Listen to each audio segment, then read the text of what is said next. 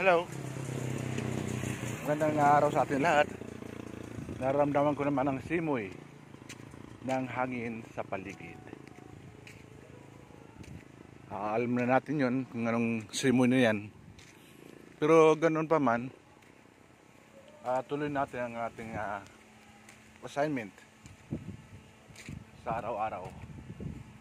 Kasi SOP yun eh.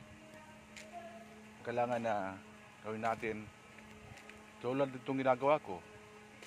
Kailangan natin magpapawis kasi malaking bagay yun sa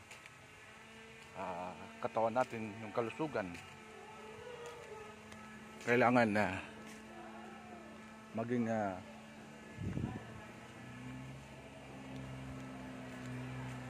masipag, saka kasi kung magpatalo tayo dyan sa nagkakatamad, wala, hindi tayo papawisan. Kaya exercise, papawis, paro tayo para vitamin D.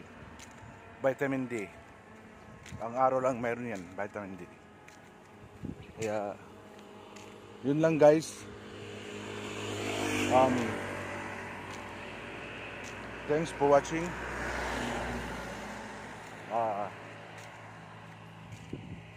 God bless us all. Maraming salamat.